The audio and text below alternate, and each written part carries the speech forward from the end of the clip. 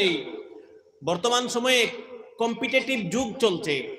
আপনার ছেলেকে ডাক্তারও বানানোর প্রয়োজন, ইঞ্জিনিয়ারও বানানোর প্রয়োজন।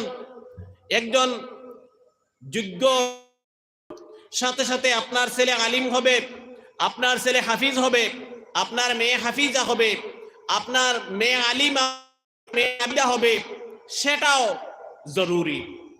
সংক্ষেপে, একদম সংক্ষেপে বলে দেই, ছেলে আইন বলি সুবহানাল্লাহ।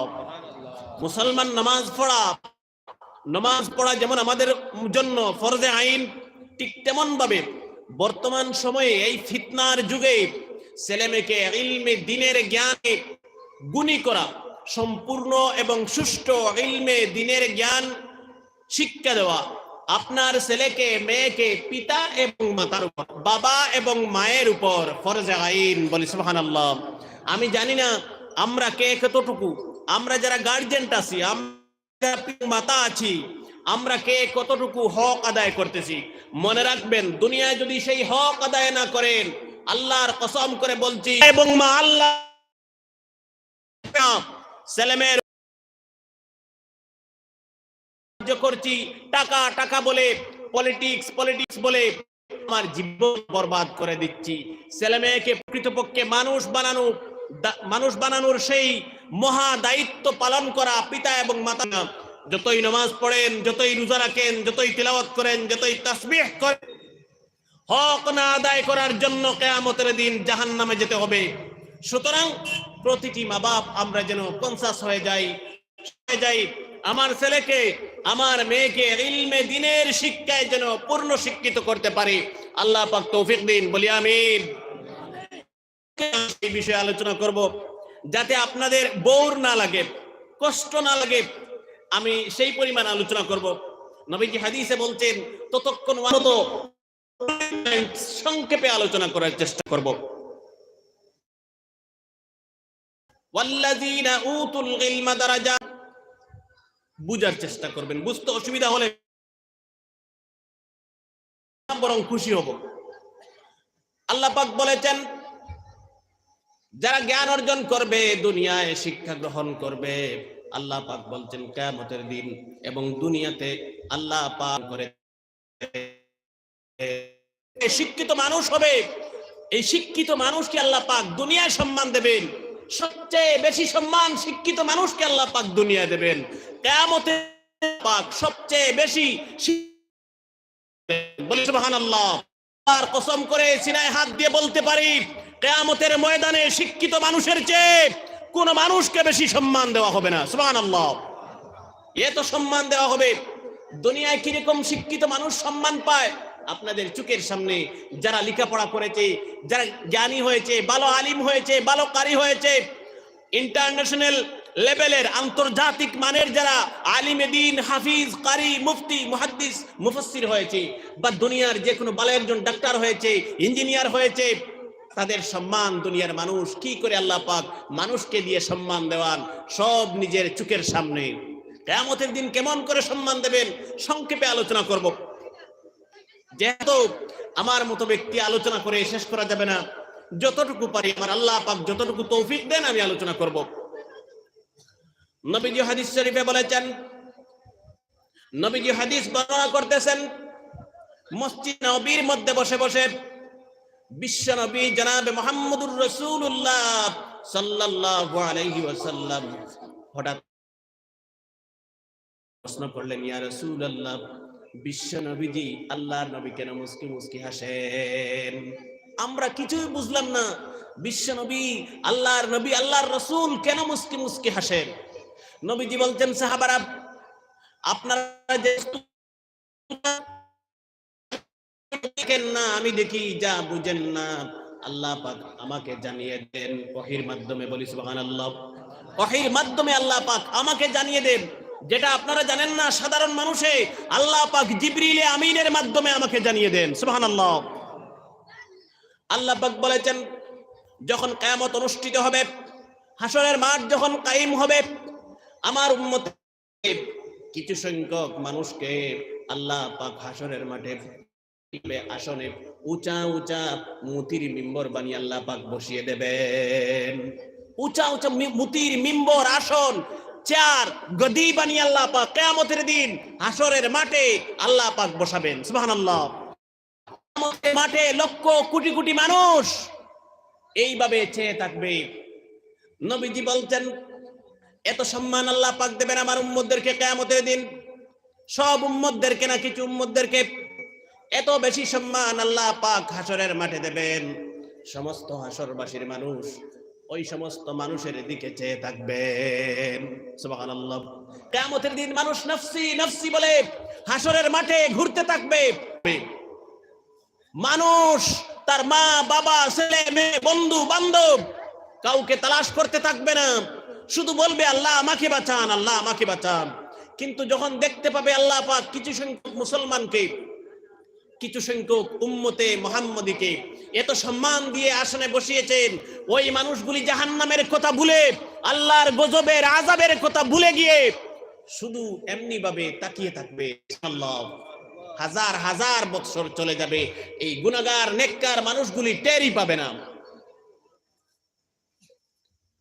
নবীজি বলছেন আমার আগে হযরতে আদম আলাইহিস সালাম থেকে আমার আগে যত নবী বা পয়গম্বর দুনিয়ায় এসেছেন तमाम নবী বা পয়গম্বর প্রশ্ন করবেন কিয়ামতের দিন আল্লাহ পাক এরা কারা? কোন নবীদের দল না পয়গম্বরের দল না কোন স্পেশাল ফেরেশতার দল? আমরা জানতে চাই। আমরা নাই এরা কারা আমরা জানতে চাই। আমরা নবীগণ পয়গম্বরগণ। হযরত ঈসা আলাইহিস সালাম বলবেন আমি তো আপনার নবী। হযরত মূসা আলাইহিস সালাম বলবেন জালিলুল কদর নবী আমি আপনার নবী, আমাকে তো এত সম্মান হাসরের মাঠে দেন নাই। এরা কারা? আল্লাহর পক্ষ থেকে জবাব আসবে হে নবীগণ পয়গম্বরগণ এরা আমার কোন নবী না, কোন পয়গম্বর না, এরা আমার কোন স্পেশাল ফেরেশতা না, এরা আমার আখির জামানার পয়গম্বর বিশ্ব নবী জনাবে মুহাম্মদুর রাসূলুল্লাহ সাল্লাল্লাহু আলাইহি ওয়াসাল্লামের উম্মতের মধ্যে শিক্ষিত জ্ঞানী গুণী জনের। আল্লাহ পাক বলতেন কুল হাল ইয়াস্তাউল লাযীনা লা ইয়ালামুন ইয়ালামুনা ওয়াল লাযীনা লা ইয়ালামুন। আল্লাহ পাক বলতেন জ্ঞানী মানুষ আর মূর্খ মানুষ, শিক্ষিত মানুষ আর অশিক্ষিত মানুষ সমান না? সমান নেই। জ্ঞানী মানুষ শিক্ষিত মানুষ আর অশিক্ষিত মানুষ সমান নেই না? Day night difference. নবীজি হাদিসে বলছেন জ্ঞানী মানুষ দিনের আলোর মতো আর অশিক্ষিত মানুষ মূর্খ মানুষ রাত্রির অন্ধকারের মতো। জ্ঞানীর মানুষ দিনের আলোর মতো ফর্সা আর অশিক্ষিত মানুষ রাত্রের অন্ধকারের মতো। সুতরাং যুবক ভাইরা, পিতারা মাতারা বাবারা পায়ে ধরে অনুরোধ করব ছেলেকে শিক্ষিত বানান, মেয়েকে শিক্ষিত বানান, ছেলেকে আলিম বানান, মেয়েকে আলিমা বানান। আল্লাহ পাক দুনিয়ায় বরকত দেবেন, কিয়ামতের দিন ছেলে মেয়ের এই আলিম বানানোর বরকতে বিনা হিসেবে জান্নাতের ফয়সালা করে দেবেন সুবহানাল্লাহ। লম্বা আলোচনা আমি সেই দিকে যাব না, প্রথমেই বলেছি পয়েন্ট ওয়াইজ আলোচনা করার চেষ্টা করব ইনশাআল্লাহ। নবীজি হাদিসে বলছেন ইজা মাতাল ইনসানু ইনকাতা আনহু আমালুহু ইল্লা মিন সালাসাতি আশিয়া। আল্লাহ নবী বলেছে পৃথিবীর কোন মানুষ যখন দুনিয়া থেকে তার মৃত্যু হয়ে যায়, বিশ্ব নবীজি বলেছেন তখন পৃথিবীর জমিন থেকে তার কবরে কোন ধরনের সওয়াব আর যেতে থাকে না। মানুষের যখন মৃত্যু হয়ে যায় তার কবরে দুনিয়ার জমিন থেকে আর কোন ধরনের সওয়াব যায় না, সওয়াব যাওয়া বন্ধ হয়ে যায়।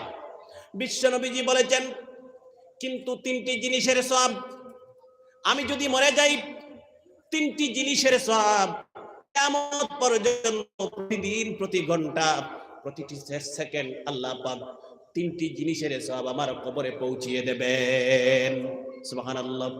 তিনটি জিনিসের সওয়াব আল্লাহ পাক প্রতিটি মুহূর্ত আমার কবরের মধ্যে বর্ষণ করবেন, প্রেরণ করবেন। নবীজি বলেছেন মিন সাদাকাতিন জারিয়াতিন। আল্লাহ নবী বলেছেন এক নম্বর হলো সদকায়ে জারিয়া। সদকায়ে জারিয়া কি? এই যে আপনারা মাদ্রাসায় সাহায্য করেন, অথবা রাস্তা তৈরি করে দেন, পুল, সাঁকু, ব্রিজ তৈরি করে দেন। এই বস্তুগুলির নাম হলো সদকায়ে জারিয়া। মসজিদ তৈরি করেছেন, মসজিদে সাহায্য করেছেন, মাদ্রাসায় সাহায্য করেছেন। যতদিন দুনিয়া থাকবে মসজিদ থাকবে, মাদ্রাসা থাকবে, মানুষ নামাজ পড়বে, ছেলেমেয়ে শিক্ষা গ্রহণ করবে, আপনার জন্য দোয়া করবে, কিয়ামত পর্যন্ত আপনার কবরে সব আল্লাহ পাক প্রেরণ করবেন। বলি সুবহানাল্লাহ। সেই বস্তুটির নাম হলো সদকায়ে জারিয়া। এই সদকায়ে জারিয়ার সব আল্লাহ পাক কবরে পৌঁছে দেবেন। 2 নম্বরে নবীজি বলেছেন আও ওয়ালাদিন সালিহিন। আমার যুবক ভাইরা, মা বোনেরা, যদি ছেলেকে মেয়েকে ভালো আমল শিখিয়ে দুনিয়ায় যেতে পারেন, ভালো আমল বানিয়ে যেতে পারেন, নেককার ছেলে আর নেককার মেয়ে যদি বানিয়ে যেতে পারেন, আপনি কবরের ভিতরে থাকবেন, প্রতিদিন প্রতি মুহূর্ত আল্লাহ পাক সব পৌঁছে দেবেন। সুবহানাল্লাহ। আপনি কবরের ভিতরে থাকবেন, ছেলেকে যদি নেককার ছেলে, মেয়েকে নেককারিনী মেয়ে বানিয়ে যেতে পারেন, আল্লাহ পাক প্রতিটি মুহূর্ত আপনার কবরে সব পৌঁছে দেবেন। সুবহানাল্লাহ। আমি সংক্ষেপে শুধু বলছি, ব্যাখ্যাতে যাব না, লম্বা আলোচনা হবে। 3 নম্বরে নবীজি বলছেন আও ইলমিন ইউনতাফাউ বিহি।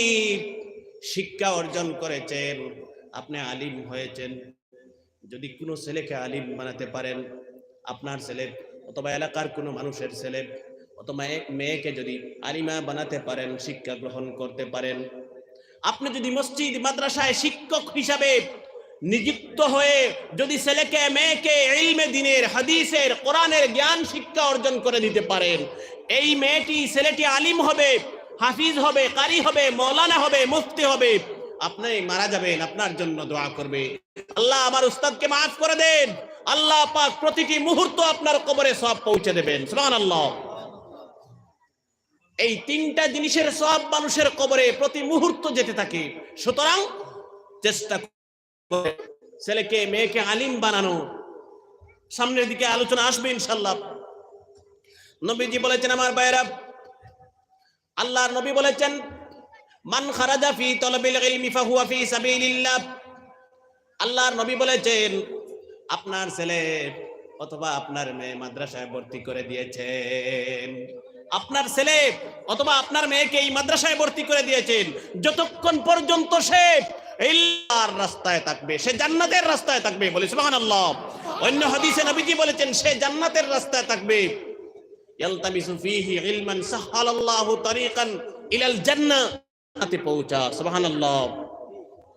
নবীজি হাদিসে বলেছেন ছেলে মেয়ে মাদ্রাসায় পড়তেছে, এমন অবস্থায় যদি মৃত্যু হয়ে যায়, আল্লাহর নবী বলেছেন জিহাদের ময়দানে গিয়ে শহীদ হয়ে গেলে পরে যে সওয়াব পাবে, আল্লাহ পাক আপনার ছেলেকে মেয়েকে শহীদের মর্যাদা দিয়ে দেবেন। সুবহানাল্লাহ। মাদ্রাসায় ভর্তি করে এরপরে যদি আপনার ছেলে মেয়ের মৃত্যু হয়, শহীদের মর্যাদা আল্লাহ পাক দেবেন। সুবহানাল্লাহ। এত বড় মর্যাদা আপনার ছেলে মেয়েকে দেওয়া হবে। নবীজি হাদিসে বলেছেন আমার ছেলে মাদ্রাসায় ভর্তি করে দিলাম, আমার মেয়ে মাদ্রাসায় ভর্তি করে দিলাম, কি লাভ হবে আমার? নবীজি হাদিসে বলেছেন কিয়ামত যখন অনুষ্ঠিত হবে, হাফিজের পিতামাতাকে আল্লাহ পাক নূরের টুপি মাথায় পরিয়ে দেবেন। সুবহানাল্লাহ। এই নূরের টুপির এত আলো থাকবে, নবীজি উদাহরণ দিয়ে হাদিসে বলেছেন এই যে দুনিয়ার আকাশে সূর্য, দুনিয়ার আকাশে সূর্য, এই সূর্য যদি আপনার ঘরের ছাদের উপরে টুল্লির উপরে এসে যায়, যতটুকু আপনার ঘর আলোকিত হবে, ফর্সা হবে, তার চাইতে হাজারো গুণ নূরের টুপির আলো আল্লাহ পাক কিয়ামতের দিন দিয়ে দেবেন। সুবহানাল্লাহ। দুনিয়ার সূর্য যদি দান করবেন, সেই টুপির আলো তার চেয়ে হাজারো গুণ বেশি থাকবে। বলি সুবহানাল্লাহ। সুতরাং আমার মা বোনেরা, আমার ভাইয়েরা, ছেলেকে আলিম বানান, মেয়েকে আলিমা বানান, মেয়েকে হাফিজা বানান, কিয়ামতের দিন আল্লাহ পাক তার বরকতে জান্নাতের ফয়সালা করে দেবেন। মনে রাখবেন আমার ভাইয়েরা, মনে রাখবেন আমার ভাইয়েরা, মেয়েটা যদি আলিমা হয়ে যায়, আপনার মেয়েটা যদি হাফিজা হয়ে যায়, যখন আপনাকে উত্তর দক্ষিণ করে রাখবেন, কলিমার তলকিন দেবেন, সাকরাতে মউত আপনার যখন লেগে যাবে, তখন হাফিজ মেয়েটা যদি আলিমা মেয়েটা যদি মাথার কিনারে বসে সূরা ইয়াসিন তিলাওয়াত করে, আলিম মেয়েটা হওয়ার বরকতে আল্লাহ পাক আপনার মৃত্যুর যন্ত্রণা থেকে রক্ষা করে দেবেন। সুবহানাল্লাহ। মানুষের মৃত্যুর সময় অনেক কষ্ট হয়, যন্ত্রণা হয়, সাকরাতে মউত লেগে যায়। আল্লাহর কসম, সেই সময় ছেলেটা যদি আলিম হয়, সূরা ইয়াসিন তিলাওয়াত করে, আল্লাহ পাক এই তিলাওয়াতের বরকতে, আলিমের বরকতে, হাফিজ মেয়েটার বরকতে ঈমানের সহিত মউত দেবে, যন্ত্রণা থেকে আপনাকে পবিত্র নামাজ ছাড়বে না। সুবহানাল্লাহ।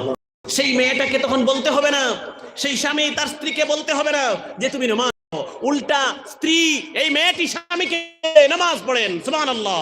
যে মেয়েটি হাফিজা থাকবে, যে মেয়েটি আলিমা থাকবে। আমি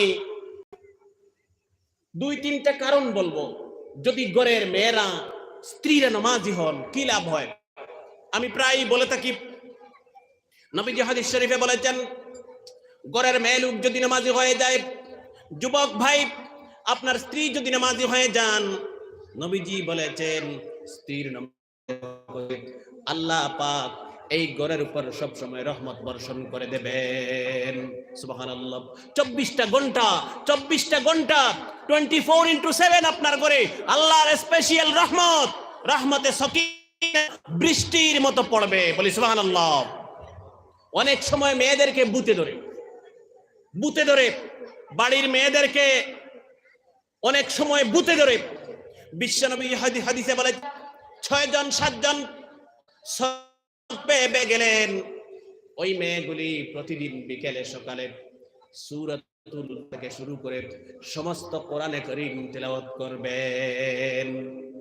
নবীজি বলেছেন, আমার ভাইরা, কোন ঘরের যে ঘরে সূরাতুল বাকারা তিলাওয়াত করবেন, আল্লাহর কসম করে বলতে পারি সেই ঘর থেকে হাজারো কিলোমিটার দূরে আল্লাহ পাক জিন্নাত ভূত প্রেত দূরে রাখবেন।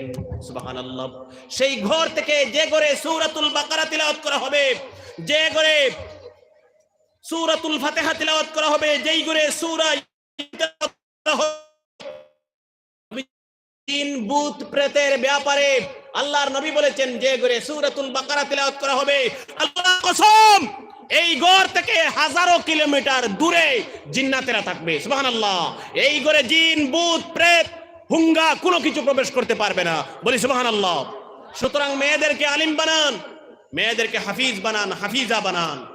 ওইসব মেয়েরা ঘরে গিয়ে কোরআনে কারীম তিলাওয়াত করবে। আমার ভাইরা, ঘরের মেয়ে লোক যদি নামাজি হয়ে যায়, একটি মেয়ে যদি হাফিজা হয়, একটি মেয়ে যদি আলিম হয়, এর নামাজি হবে। আর মেয়েটি যদি নামাজি হয়ে যায়, মেয়ের নামাজের বরকতে আল্লাহ পাক এই ঘরের মধ্যে রহমত বর্ষণ করে দেবেন। নবীজি এরপরে বলেছেন, ঘরের মেয়ে নামাজি হয়, আল্লাহর নবী বলেছেন মেয়ে লোক নামাজি হওয়ার বরকতে স্বামী, এই মেয়েটির যে স্বামী থাকবে, স্বামীর হায়াতে তৈয়বা মেয়েটির নামাজে আল্লাহ পাক দান করে দেবেন। স্বামী হাজবেন্ড আপনাকে দীর্ঘায়ু, লংজিভিটি, লং লাইফ আল্লাহ পাক আপনার স্ত্রীর নামাজের বরকতে দান করবেন। সুবহানাল্লাহ। আর মেয়েটি তখন 100% রিয়েল নামাজি হবে যখন এই মেয়েটি আলিমা হবে, হাফিজা হবে, মুফতি হবে। সুবহানাল্লাহ। মেয়েদেরকে আলিম বানানো বা হাফিজ বানানো যাবে কিনা পরে আমি বলবো, সংক্ষেপে বলে দেব। যদি ঘরের মেয়ে লোক নামাজি হয়, এর বরকতে আল্লাহ পাক স্বামীর হায়াতে তৈয়বা দান করবেন। যদি মেয়ে নামাজি হয়, এই মেয়েটির স্বামী না থাকে, বিবাহ না হয়, এই মেয়েটির নামাজের বরকতে তার পিতা, তার ভাইদের আল্লাহ পাক তৈয়বা দান করবেন। নবীজি বলেছেন, আমার ভাইয়েরা, মেয়েটি যদি নামাজি হয় ঘরের মধ্যে, মেয়েটির নামাজের বরকতে স্বামী প্রতিদিন সকাল হবে পাহাড়ে যাবেন, জঙ্গলে যাবেন, ড্রাইভারিতে যাবেন, ব্যবসা বাণিজ্যে যাবেন, চাকরি নকরিতে যাবেন, আপনার মেয়ের নামাজের বরকতে বাবা আপনার ব্যবসা বাণিজ্যে আল্লাহ পাক বরকত দিয়ে দেবেন। সুবহানাল্লাহ, জোরে বলি সুবহানাল্লাহ। আপনার ব্যবসা বাণিজ্যের চাবি হলো ঘরের মেয়েদের নামাজ। বলি সুবহানাল্লাহ। মেয়েদেরকে নামাজের কথা বলতে হবে না যদি মেয়েটি হাফিজা হয়।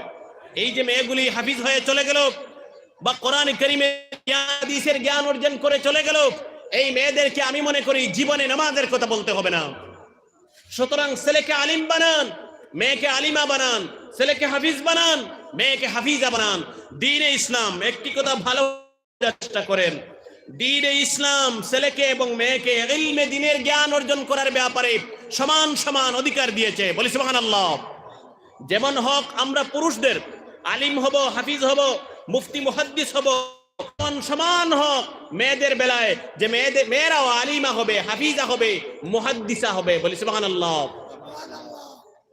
এরপরে আমি বলবো মেয়েদের কি আলিম ছিলেন কখনো, মেয়েরা কি মুহাদ্দিস ছিলেন, মেয়েরা কি কখনো মুফতি ছিলেন, আমি সেই বিষয়ে সংক্ষেপে পরে আলোচনা করবো ইনশাআল্লাহ। এরপরে আমার ভাইয়েরা, মেয়েটি যদি নামাজি হয়, স্ত্রীর নামাজি হওয়ার বরকতে আল্লাহ পাক ছেলে মেয়ের জেহেন বাড়িয়ে দেবেন। অনেক সময় আমি শুনতে পাই, দেখি কোন কোন সময় পিতামাতা ছেলে মেয়েকে পীরদের কাছে, বন্ডদের কাছে, ডাক্তারের কাছে নিয়ে যান। হুজুর আমার ছেলে ব্রেন ভালো নয়, পড়া জেহেন ভালো নয়, কিছু মেডিসিন দেন, ঔষধ দেন যাতে আমার ছেলের মেমোরিটা রিফ্রেশ হয়ে ক্যাপাসিটি মেমোরি পাওয়ারটা ভালো হয়।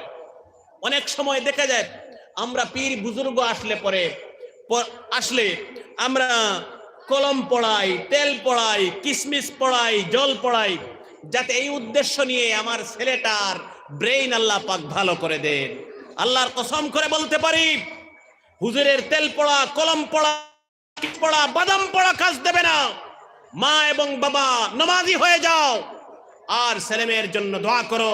হাত নামাতে পারবেন না, ছেলেমেয়ের হকে মা এবং বাবার দোয়া আল্লাহ পাক কবুল করবেন। বলি সুবহানাল্লাহ। অসংখ্য ঘটনা দুনিয়াতে দেখেন, ইতিহাস পড়েন, ছেলেকে মাকে ছেলেমেয়ের জন্য মা বাবাই যথেষ্ট। দোয়া করেন, নামাজ পড়েন, ছেলেমেয়েকে নামাজের তাকিদ দেন, ছোট্ট কাল থেকে তাকে ট্রেনিং দিয়ে গড়ে মানুষের মতো মানুষ হয়ে উঠে। আমার যুবক ভাইরা সবাই জানেন মঈনুদ্দিন চিশতি রহমাতুল্লাহ আলাইহি, ছোট্ট বাচ্চা, 7 থেকে 10 বছরের বাচ্চা, তিনি বলছেন আমার ছেলে, তিনি বলছেন ছোটকালে আমার বাবা, আমার আব্বা জান ইন্তেকাল হয়ে গেলে অথবা 7 বছর বয়সের বাচ্চা, তিনি বলতেন ছোটকালে আমার আব্বা ইন্তেকাল হয়ে গেল, আমার পরওয়ারিশ, আমার পালা পোষার দেখাশোনার দায়িত্ব আমার মায়ের হাতে। সুবহানাল্লাহ। মঈনুদ্দিন চিশতি বলছেন আমার মা আমাকে মহব্বত করতেন, খুব ভালোবাসতেন। আমার মা, আমার যখন বয়স 7 থেকে 8 বছর বয়স, আমার মা আমাকে মাদ্রাসায় ভর্তি করে দিলেন। সুবহানাল্লাহ। মাদ্রাসা থেকে প্রতিদিন আসার পরে মা আমাকে নামাজের ট্রেনিং দিতেন। আমি যেহেতু বয়সে ছোট ছিলাম, রাত্রিবেলা মায়ের কিনারে কি বিছানায় ঘুমাইতাম। মঈনুদ্দিন চিশতি বলছেন মাঝে মধ্যে রাত্রিবেলা আমার ঘুম মাঝরাতে অনেক সময় ভেঙে যেত, মাঝরাতে অনেক সময় আমার ঘুম ভেঙে যেত। হযরতে মঈনুদ্দিন চিশতি বলছেন ঘুম ভাঙার পরে আমি বিছানায় মাকে দেখতে পেতাম না, আমার মনে মনে ভয় লাগতো, কান্না শুরু করে দিতাম। রাত্রি প্রায় 2টা 2:30 বাজতেছে, আমি বিছানা থেকে উঠে মা মা করে ডাকতে ডাকতে ঘরের চতুর্দিকে তালাশ করতাম, মাকে খুঁজে পেতাম না। মঈনুদ্দিন বলছেন কখনো দরজা খোলা দেখতে পেয়ে বাহিরে চলে যেতাম। হঠাৎ এক রাত্রে বাহিরে চলে গিয়ে মা মা করে ডাকতেছি, হঠাৎ অনেকক্ষণ খোঁজাখুঁজির পরে মাকে দেখতে পাই নাই। হঠাৎ দূর থেকে দেখতে পেলাম মা, আমি কিনারে চলে গেলাম, মা আমাকে দেখতে পান নাই। মায়ের অজান্তে আমি মঈনুদ্দিন চিশতি মায়ের কিনারে চলে গেলাম। মা আমাকে দেখতে পান নাই, গভীর রাত্রে মায়ের অজান্তে আমি মায়ের কিনারে চলে গেলাম। রাত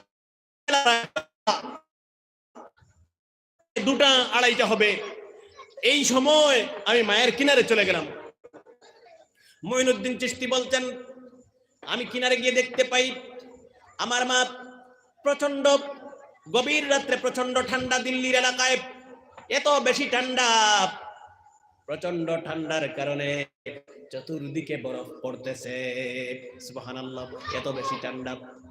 এই প্রচন্ড ঠান্ডাকে উপেক্ষা করে আমার মা জননী গলা পানিতে দাঁড়িয়ে দাঁড়িয়ে দুহাত তুলে দিনের জন্য দোয়া করতেছেন।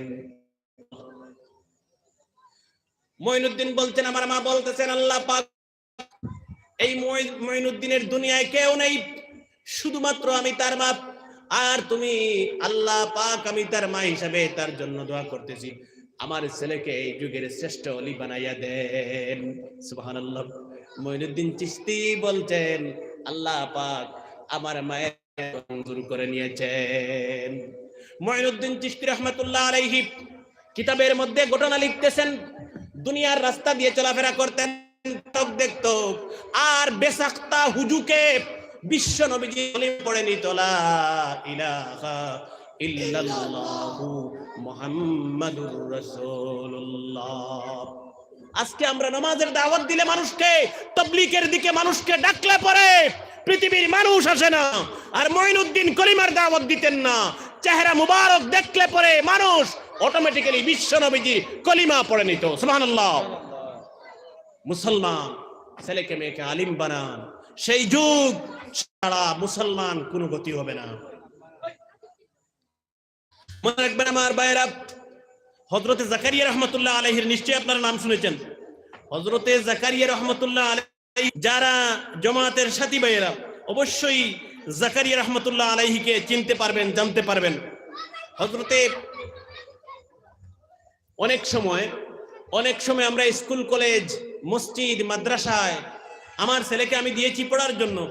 হুজুর অথবা ইমাম সাহেব অথবা স্কুলের স্যার ম্যাডাম কিছু মারলে পরে আমরা স্যার ম্যাডামের দিকে, হুজুরদের দিকে গরম হয়ে যায়, মাথা, আমাদের খুপড়িটা, মোটকাটা গরম হয়ে যায়।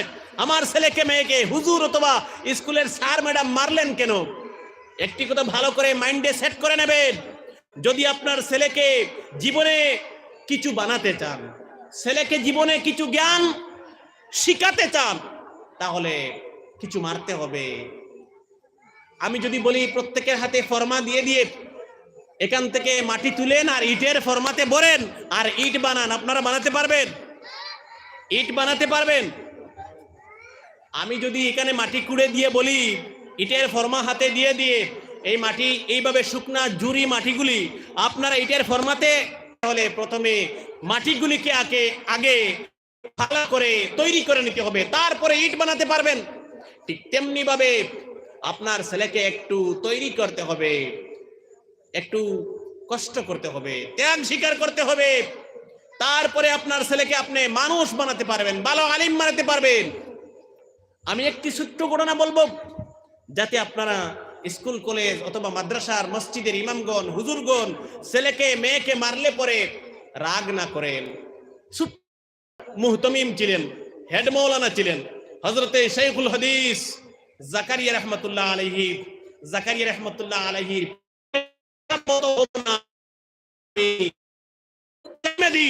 বলি সুবহানাল্লাহ।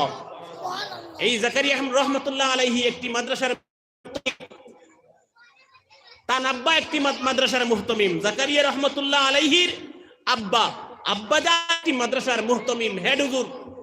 তিনি বলছেন, হযরতে জাকারিয়া বলছেন, আমার বয়স মাত্র 8 বছর বয়স। কত বছর? 8 বছর বয়স। জাকারিয়া আলাইহিস সালাম রাহমাতুল্লাহ আলাইহি তিনি নিজে কিতাবের মধ্যে লিখতেছেন, আমার বয়স 8 বছর। সুবহানাল্লাহ। তিনি বলছেন, আমার আব্বাজান জোহরের নামাজের সময় হয়ে গেল, সবাই জোহরের নামাজের জামাতে লেগে যান, সব জোহরের জামাতে। আমি, আমার আব্বা, লগের সহপাঠী ছাত্র বন্ধুরা সবাই আমরা নামাজে। তখন তিনি বলছেন, আমার বয়স 8 বছর। এই মাদ্রাসাটা ছোট ছোট কচিকাঁচা শিশুদের মাদ্রাসা ছিল। সুবহানাল্লাহ। হযরত জাকারিয়া বলছেন, জোহরের নামাজে সবাই যখন সজিদায় চলে গেলেন, আমিও সজিদায় চলে গেলাম। আমার কিনারে আমার সহপাঠী একজন ছাত্র বন্ধু, আমি হাতের আঙ্গুল দিয়ে সেই ছাত্রের পেটের মধ্যে আঘাত করলাম, এইভাবে ধাক্কা মারলাম। রহমতুল্লাহ আলাইহি বলছেন, আমি সব সজিদায় যখন চলে গেলেন, জোহরের নামাজে সব যখন সজিদায়, আমি হাতের আঙ্গুল দিয়ে এইভাবে আমার কিনারে একজন ছাত্রকে তার পেটে ধাক্কা মারলাম সজোরে। ছাত্রটি হঠাৎ চিৎকার দিল নামাজের মধ্যে। হঠাৎ নামাজ যদি শিখ দেয় তো নামাজও কিছু গন্ডগোল লাগাই দেয়, সবর খেয়াল মন সেই দিকে চলে যায়। জোহরের নামাজ শেষ হয়ে গেল। জাকারিয়া রাহমাতুল্লাহ আলাইহি বলছেন, জোহরের নামাজ শেষ, মাদ্রাসায় পড়া শুরু হয়ে গেল। হঠাৎ আমার আব্বাজান, এই মাদ্রাসার হেড হুজুর, তিনি বলছেন, জোহরের নামাজে যখন সজিদায় নামাজের মধ্যে চিৎকার মেরেছ, কথা বলো, নামাজও শিখ দিছ কে, কথা বলো। ডরে ভয়ে কেউ কথা বলছে না, থরথর করে কাঁপতেছেন। সেই যুগের পিটা মারামারির অবস্থা চূড়ান্ত ছিল। মসজিদের ইমামগণ, হুজুরগণ ছাত্রদেরকে চূড়ান্ত পর্যায়ের মারতেন, পিটতেন। শরীয়তের উল্টা করলে পরে, সুন্নতের খেলাফ করলে পরে সেই ভয়ে কেউ কথা বলছে না। আসরের আজান হয়ে গেল। প্রতিদিন নিয়ম ছিল, আসরের আজানের পরে, জামাতের পরে মাদ্রাসা ছুটি হয়ে যায়। আসরের জামাতের পরে মসজিদে জাকারিয়া রহমতুল্লাহ আলাইহি বলছেন, আমার আব্বা জানে হুজুর ঘোষণা করে দিলেন আজকে মাদ্রাসা ছুটি হবে না, মাগরিব পর্যন্ত মাদ্রাসা চলবে। যতক্ষণ পর্যন্ত কে চিৎকার মেরেছ, কথা না বলবে, স্বীকার না করবে, মাদ্রাসা ছুটি দেব না। সুবহানাল্লাহ। ছোট্ট ছোট্ট বাচ্চারা তারা মনে মনে ভাবতেছেন যে আসর থেকে মাগরিব খুব কম সময়, তাড়াতাড়ি মাগরিবের সময় হয়ে যায়। কোনো মতে আমরা যদি কথা না বলে মাগরিব পর্যন্ত টিকে থাকতে পারি, তাহলেই তো হয়ে গেল, মাগরিব পরে তো অবশ্যই ছুটি হবে। সুতরাং কেউ কথা বললেন না। মাগরিবের আজান হয়ে, নামাজ হয়ে গেল। নামাজের পরে জাকারিয়া সাহেবের আব্বা বলতেন, সবাই বসেন, মসজিদের ভিতরে সবাই বসেন, আজকে মাদ্রাসা ছুটি হবে না, আগামীকাল ফজরের পরে মাদ্রাসা ছুটি হবে, সারা রাত কন্টিনিউ ঘুম হবে না, মাদ্রাসায় পড়া চলবে। সুবহানাল্লাহ। ছোট ছোট 7 বছর, 8 বছর, 9 বছর, 10 বছরের ছেলেরা ছোট ছোট বলতেই হবে সুবহানাল্লাহ। যে চিৎকার মেরেছে নামাজে সজিদায় জোহরের সময়, সে তরতর করে কাঁপতে কাঁপতে হযরতের সামনে গিয়ে উপস্থিত, বলছে, হযরত, আমি চিৎকার মেরেছি, আপনার ছেলে জাকারিয়া হাতের আঙ্গুল দিয়ে আমাকে নামাজে সজিদায় আঘাত করেছে, আল্লাহ ওয়াস্তে আমাদেরকে ক্ষমা করে দেন। সুবহানাল্লাহ। মুআদ্দাবানা, আদবের সহিত ক্ষমা চেয়ে নিয়েছেন। এই ছোট্ট ছাত্র, 8-9 বছরের ছাত্র, তিনি আদবের সহিত ক্ষমা চেয়ে নিয়েছেন হুজুরের কাছে। বলি সুবহানাল্লাহ। হযরতে জাকারিয়া দিলেন জাকারিয়াকে, আর ডান হাতে সব সময় তিনি জাকারিয়া রাহমাতুল্লাহ আলাইহি বলছেন, আমার আব্বা তখন বুড়া বয়স ছিল না, 40 থেকে 45 বছর, 50 বছর বয়স, টাটকা যুবক এখনো আমার আব্বা। জাকারিয়া রাহমাতুল্লাহ আলাইহি কইরা, আমার আব্বা এখনো যুবক, এক ধরনের যুবক। এখন 50ও 45ও আমরা পুরো বুড়ো হয়ে যাই, আগের যুগ তার জওয়ানকির। হযরত জাকারিয়া রাহমাতুল্লাহ আলাইহি, আমার আব্বা আমাকে ডাক দিলেন, আমি কিনারে চলে গেলাম। আমার আব্বা সব সময় লাঠি ব্যবহার করতেন, বিশ্ব নবীজির সুন্নত হিসাবে। আমার আব্বা ডান হাত দিয়ে লাঠি ধরলেন, বড় মোটা লাঠি, আর বাম হাত দিয়ে আমার হাতে ধরলেন, আর আমাকে মারতে শুরু করলেন। হযরতে জাকারিয়া বলছেন, তিনি নিজে কিতাবে লিখছেন, কিতাব পড়তে গেলে চোখের জল এসে যায়। তিনি নিজে বলছেন, আমার আব্বা আমাকে এমন ভাবে মারলেন, মারতে মারতে বেহুশ করে দিলেন। ফুর্তি করেছি, নামাজে সামান্য মজা করেছি সহপাঠীদের সাথে। আমরা নামাজ গিয়ে পড়লি না, অনেক কিছু আমরা যুবক হলে নামাজও গিয়ে মসজিদে শুক্রবারে আরো কি আছে 27 শবে বরাতর রাইত অনেক কিছু করিলেই হযরতে বলছেন সামান্য ফুর্তি করেছি সহপাঠীর সাথে, ভুল করি নাই। আমার আব্বাকে মারতে মারতে এমন মার মেরেছেন, সেই দিনের সামান্য ভুলের কারণে আমার আব্বা এমন মার মেরেছেন, আমি 8 বছর কারিয়া একদিনের মারের কারণে 15 দিন পর্যন্ত গায়ের মধ্যে কোনো কাপড় লাগাতে পারি নাই। সুবহানাল্লাহ। 15 দিন পর্যন্ত আমার গায়ের মধ্যে কোনো ধরনের পারি নাই। সুবহানাল্লাহ। আপনারা হয়তো বলতে পারেন হুজুর, এইভাবে যদি আমাদের সমাজে গ্রামাঞ্চলেও তার ছেলে মেয়েকে মারে, আপনারা কি বলবেন? এই বাপটা জালিম হয়ে গিয়েছে, এইভাবে বলবেন এই বাপটা জালিম হয়ে গিয়েছে। হযরতে জাকারিয়া বলছেন না না, আমার আব্বা জালিম না। মাঝে মধ্যে শরীয়তের উল্টা কিছু করলে, নবীজির সুন্নতের উল্টা সামান্য কোনো কিছু করলে পরে আমার আব্বা আমাকে হাতে ধরতেন আর মারতে থাকতেন, মারতেন আর কাঁদতে থাকতেন, আব্বার জোর করে পড়তো। আমার আব্বা বলতেন জাকারিয়া তোমাকে আমি মারতে মারতে দুনিয়া থেকে শেষ করে দেব, তুমি যদি আল্লাহ পাকের হুকুমের উল্টা করো, বিশ্ব নবীজির সুন্নতের উল্টা করো, আমি তোমাকে মারতে মারতে দুনিয়া থেকে শেষ করে দেব। জাকারিয়া সাহেব বলছেন আমার আব্বা আমাকে মারতেন আর বলতেন জাকারিয়া আমি তোমাকে ভালো আলিম বানাবো, মুহাদ্দিস বানাবো, আলিমে দ্বীন বানাবো, এই সমস্ত ভালো আল্লাহওয়ালা বানাবো।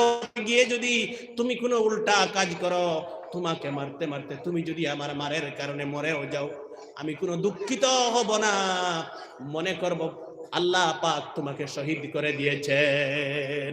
সুবহানাল্লাহ। তবুও তোমাকে আমি আল্লাহর আলিম বানাবো, হাফিজ বানাবো, নবীজির সুন্নতের উপর আমল করনেওয়ালা বানাবো। সুবহানাল্লাহ। সুতরাং ছেলেকে মেয়েকে মানুষ বানাতে হলে একটু স্যাক্রিফাইস করতে হবে, সহ্য করতে হবে। সমঝিয়ে দিন হুজুরের কাছে, হুজুর আপনার দায়িত্বে আমার ছেলেকে মেয়েকে সমঝে দিলাম, ইলমে দ্বীনের জ্ঞান, কোরআনের জ্ঞান আপনি দান করেন। কিতাবের মধ্যে লিখেছেন, আমার হঠাৎ মনে পড়ে গেল, একটি সংক্ষেপে ঘটনা বলবো। হযরতে শাফিঈ রাহমাতুল্লাহ আলাইহি, নাম শুনেছেন নিশ্চয়, হযরতে শাফিঈ রাহমাতুল্লাহ আলাইহি কিতাবের মধ্যে লিখতেছেন, হযরতে শাফিঈ ওনার বাড়ি বড় একটি সাগর, দরিয়া, এই দরিয়ার দক্ষিণ দিকে ওনার বাড়ি, উত্তর দিকে হযরতে শাফিঈর মাদ্রাসা।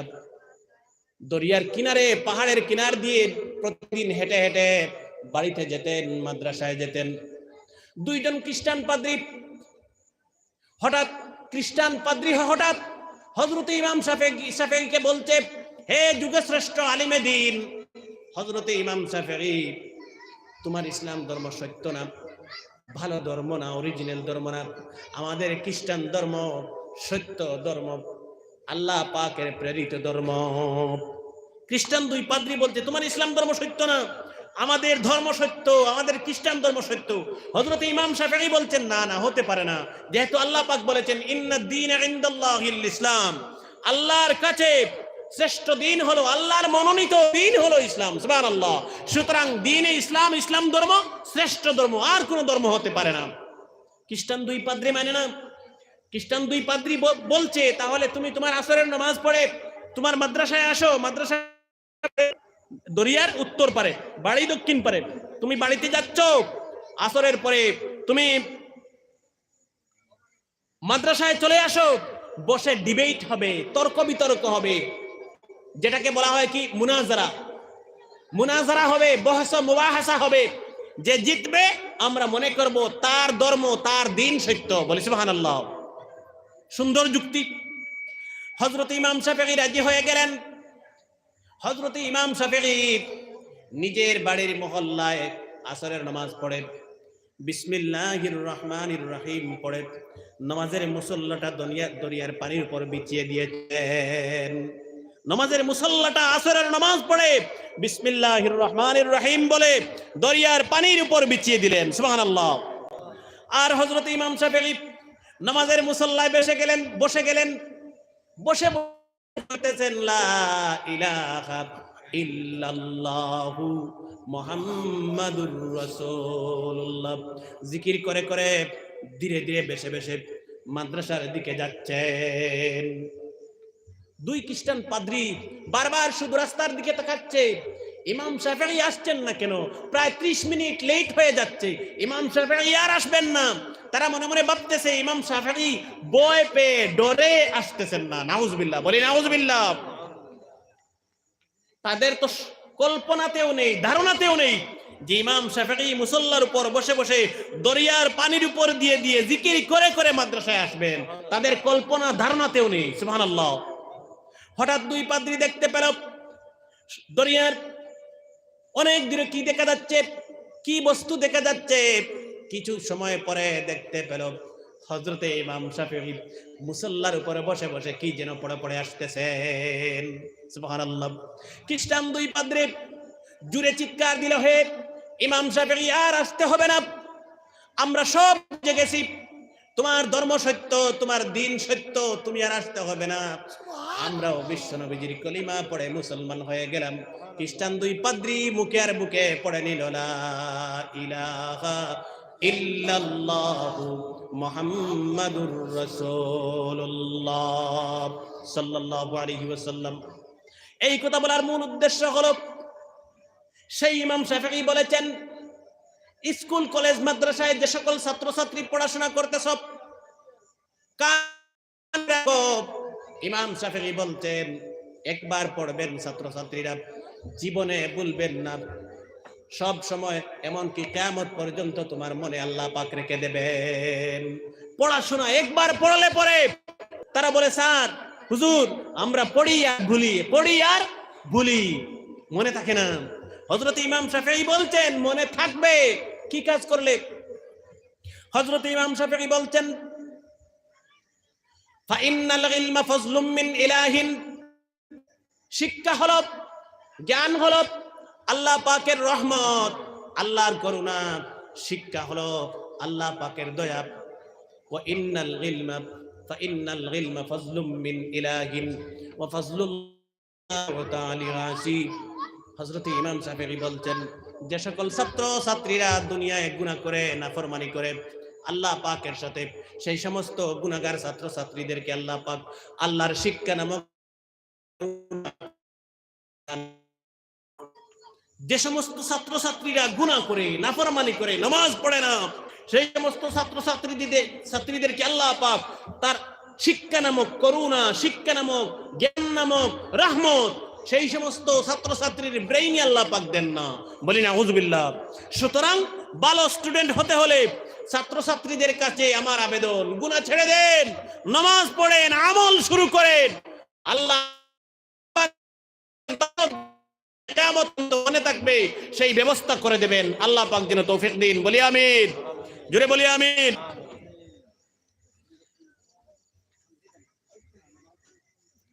এরপরে ছেলে মেয়ে যদি আলিম হয়, আমি বলছি যখন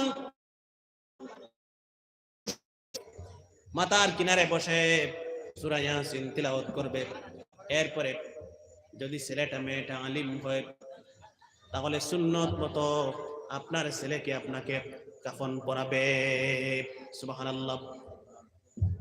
একটা কথা সংক্ষেপে বুঝিয়ে নেও, এই বাবা তাকি, এই মা তাকি, ভালো মা আল্লাহর রূহে জমিনে নেই যে বাবা এবং মায়ের একটি ছেলে অথবা মেয়ে আলিম অথবা হাফিজ। সুবহানাল্লাহ। আপনি সমস্ত দুনিয়ার সম্পদের মালিক হলেও কিয়ামতের দিন সেই সম্মানের মর্যাদার সমান হবেন না যে সম্মান বা মর্যাদা আলিমের মাকে দেওয়া হবে, আলিমের বাবাকে দেওয়া হবে, হাফিজের মা এবং বাবাকে দেওয়া হবে। বলি সুবহানাল্লাহ। সমস্ত দুনিয়ার সম্পদের মালিক হলেও কিয়ামতের দিন সেই ছেলে মেয়েকে আলিম বানান। নবীজির সুন্নাত হলো, লম্বা আলোচনা, আমি সেই দিকে যাব না। আমার ভাইয়েরা, এই মাদ্রাসা আমরা তৈরি করেছি মাদ্রাসা রক্ষা করতে, মাদ্রাসা বাঁচাতে। অনেক সময় বিপদ আমাদের উপর আসবে। বর্তমানে অনেক রেস্ট্রিকশন সরকারের পক্ষ থেকে, অনেক এই নিয়ম বলে তোমাদের রেজিস্ট্রেশন থাকবে, নইলে ক্যান্সেল করা হবে। অনেক রেস্ট্রিকশন নিয়ম এসেছে, আগেও এক সময় ছিল। আমি পরে ইতিহাস বলবো, ইনশাআল্লাহ। যেহেতু বানাত মাদ্রাসা, এটা মেয়েদের মাদ্রাসা, মহিলা মাদ্রাসা, এই মহিলা মাদ্রাসা সম্পর্কে মেয়েদেরকে গরম জল থাকলে দিবেন। মেয়েদেরকে আপনারা কি হাফিজা বানাতে পারবেন? আপনারা কি মহিলাদেরকে, মেয়েদেরকে আলিমা বানাতে পারবেন? শরীয়ত কি, দ্বীনে ইসলাম কি বলে? যদি জায়েজ হয় তাহলে দেব, আর যদি জায়েজ না হয় তাহলে আমরা ছেড়ে দেব। একমত তো? ঠিক আছে, মনে রাখবেন আমার ভাইয়েরা, ইতিহাস পড়েন, কিতাব পড়েন, দেখতে পাবেন হযরতে আয়েশা সিদ্দিকা নাম শুনেছেন? আয়েশা সিদ্দিকা নিশ্চয়ই আপনারা নাম শুনেছেন। উনি কে? বিশ্বনবীজি সাল্লাল্লাহু আলাইহি ওয়াসাল্লামের সহধর্মিনী নবীজির হযরতে আয়েশা সিদ্দিকা 9 বছর বয়সে নবীজি বিবাহ করেছেন। নবীজির একজন স্ত্রী শুধুমাত্র অবিবাহিতা ছিলেন, কুমারী ছিলেন, আর নাম হলো হযরতে আয়েশা সিদ্দিকা। বলি সুবহানাল্লাহ, জোরে বলি সুবহানাল্লাহ।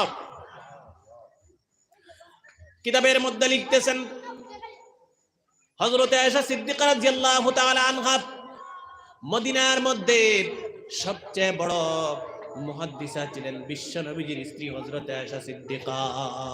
সুবহানাল্লাহ। একটু বলো দাও না, তারা আরো নাটক শুরু করে দিলে বুঝবে। বিশ্ব নবীজির স্ত্রী হযরতে আয়েশা সিদ্দিকা মদিনার সবচেয়ে বড় মুহাদ্দিসা ছিলেন। বলি সুবহানাল্লাহ। মুহাদ্দিস বুঝেন তো? যারা হাদিসের জ্ঞান দেন, শিক্ষা দেন, হাদিসের পাঠ দেন, তাদেরকে মুহাদ্দিস বলা হয়। হযরতে আয়েশা সিদ্দিকা মদিনার সবচেয়ে বড় মুহাদ্দিস ছিলেন। বলি সুবহানাল্লাহ। লা ইলাহা ইল্লাল্লাহ।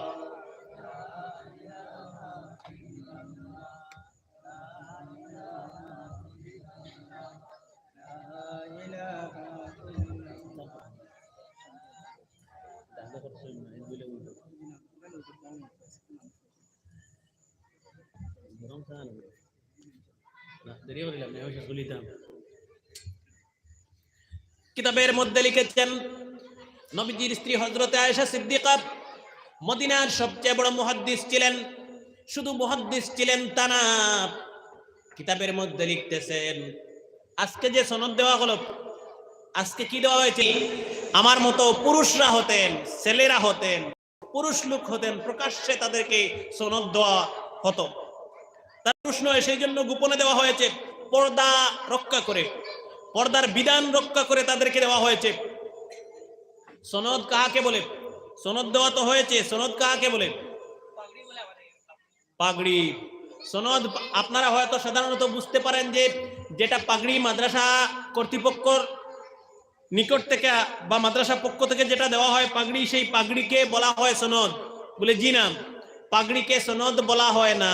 পাগড়ির নাম পাগড়ি, পাগড়ির নাম পাগড়ি, টুপির নাম টুপি, তকির নাম তকি। বুঝতে পারছেন তো? পাগড়ির নাম সনদ নয়। সনদ মানে ইজাজত দেওয়া, সনদ মানে ইজাজত দেওয়া, সনদ মানে ইজাজত দেওয়া, অনুমোদন দেওয়া, অথরিটি দেওয়া। সনদ মানে অথরিটি দেওয়া, অনুমোদন দেওয়া, ইজাজত দেওয়া, পারমিশন দেওয়া। আরো ভালো বুঝতে পারবেন, সনদ মানে পারমিশন দেওয়া। আমরা যখন টাইটেল মাদ্রাসায় পড়াশোনা করেছি, বুঝার চেষ্টা করবেন। প্রথমে আমি সনদ কি যদি বুঝাতে পারি তাহলে সামনের দিকে আলোচনা করব।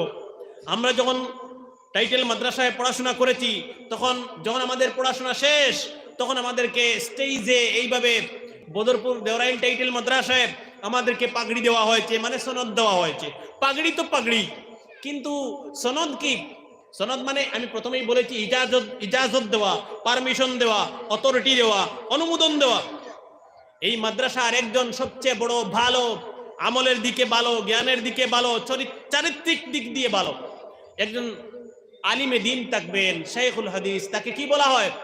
শাইখুল হাদিস। কি বলা হয়? অনেক টাইটেল মাদ্রাসায় আপনারা ওয়াজে আসলে পরে কি বলেন? তাকবীর দেন, শাইখুল হাদিস হযরত মাওলানা অমুক সাহেব, এইভাবে আপনারা তাকবীর দেন। প্রত্যেক টাইটেল মাদ্রাসায় একজন করে শাইখুল হাদিস থাকেন। আমাদের শাইখুল হাদিস আমাদের সময় ছিলেন কাটারিয়া হুজুর, যাকে বলা হতো, বদরপুরে সবাই চিনেন।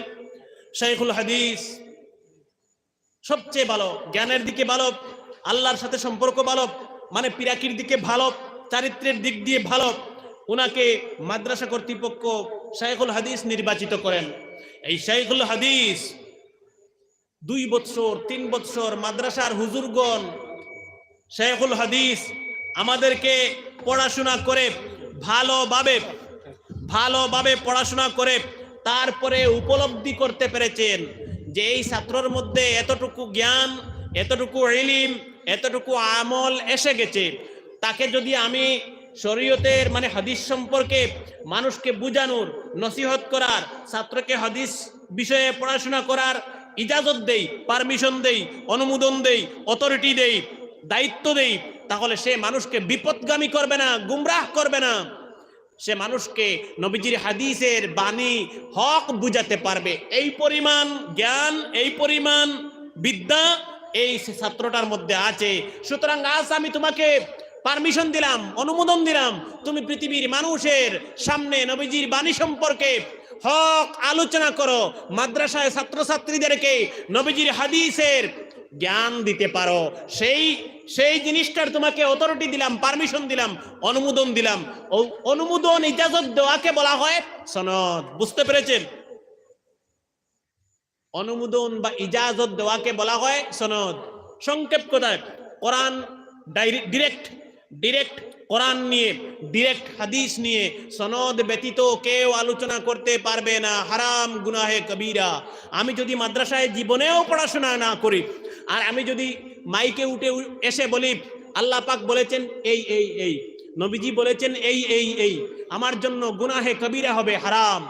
সেই জন্য বুঝতে পারছেন, সেই জন্য যারা তবলিগের জামাতে যান, তবলিগের সাথী ভাইরা তবলিগের জামাতে যাওয়ার পরে যখন আবার ঘুরে আসেন, তখন ওনারা অনেক সুন্দর করে আলোচনা করেন যে আকাবিরিন থেকে আমি শুনেছি, বড়দের মুখ থেকে শুনেছি।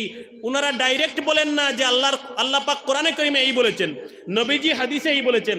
ওনারা এই কথা বলেন না, ওনাদেরকে সুন্দর করে মুআদ্দবানা আদবের সহিত শিক্ষা দেওয়া হয় তাবলীগ জামাতের মধ্যে, যে আকাবিরদের মুখ থেকে শুনেছি বা বড়দের মুখ থেকে শুনেছি। এইভাবে বৈধ, জায়েজ, কোনো অসুবিধা নেই। বলি সুবহানাল্লাহ। এই সনদ, এই জন্য সনদের অতটুকু আলোচনা করলাম যাতে আপনারা বুঝতে পারেন। কেন কিতাবের মধ্যে লিখেছেন হযরতে আয়েশা সিদ্দিকা রাদিয়াল্লাহু তাআলা আনহা, আয়েশা পুরুষ না মহিলা? বেটা না বেটি? ফিসালা মাতো না, হযরতে আয়েশা বেটা না বেটি? না শুনছি না, সারে শুনছেন আওয়াজ আম। হযরতে আয়েশা বেটা না বেটি? ফিসালার মনে ঘুমে ধরছেন? হ্যাঁ, হযরতে আয়েশা মহিলা।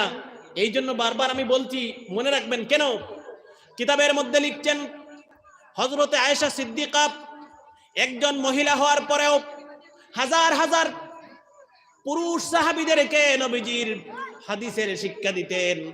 1 বছর, 2 বছর, 3 বছর, 5 বছর পর্যন্ত বিশ্ব নবীজির স্ত্রী আয়েশা সিদ্দিকা পুরুষ সাহাবীদেরকে হাদিসের জ্ঞান দিতেন। সুবহানাল্লাহ। এইভাবে ক্লাসে যেভাবে ছাত্রদেরকে হাদিসের ক্লাস দেওয়া হয়, পড়ানো হয়, ঠিক তেমনি ভাবে পর্দার আড়াল থেকে পর্দাকে বজায় রেখে, পর্দা রক্ষা করে হযরতে আয়েশা সিদ্দিকা মিশর থেকে, বুখারা থেকে, এমন থেকে, মক্কা থেকে, বিভিন্ন বাগদাদ থেকে, দূর দূরান্ত থেকে সাহাবায়ে কেরাম পুরুষেরা হযরতে আয়েশার নিকট যেতেন। শাইখুল হাদিস হযরতে আয়েশা সিদ্দিকা হাদিস ছিলেন। সুবহানাল্লাহ। এরপরে মনে রাখবেন আমার ভাইয়েরা,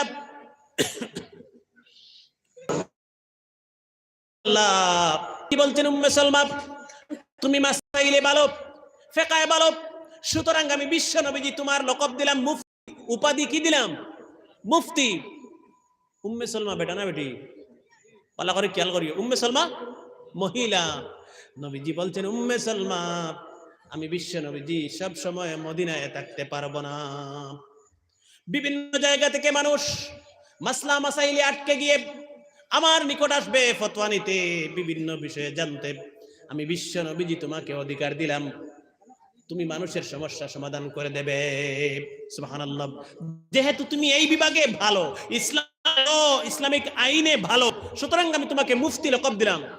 কিতাবের মধ্যে বলতেন হযরতে উম্মে সালমা শুধু ফতোয়া দেন নাই, হাজার হাজার সাহাবীদেরকে ইসলামিক ল ফিকহ বিভাগের জ্ঞান দিলেন, শিক্ষা দিলেন, আর সেইভাবে হাজার হাজার সাহাবীকে মুফতির সনদ দিয়ে দিলেন হযরত উম্মে সালমা। সুবহানাল্লাহ।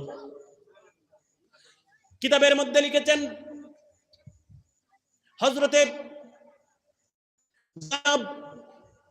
হযরতে ময়মুনা রাদিয়াল্লাহু তাআলা আনহা, ভালো করে খেয়াল দিবেন যুবক ভাইয়েরা, নবীজি বলতেন যখন ময়মুনার আর আমি বিশ্ব নবীজির বিবাহ সমাধান হয়ে গেল, মানে নবীজির যখন হযরতে ময়মুনার সাথে বিবাহ হলো, নবীজি বলতেন বিবাহ সম্পন্ন হওয়ার পরে আমি নবীজি জানতে পারলাম আমার ময়মুনা নিরক্ষর, টোটালি লেখাপড়া জানেন না।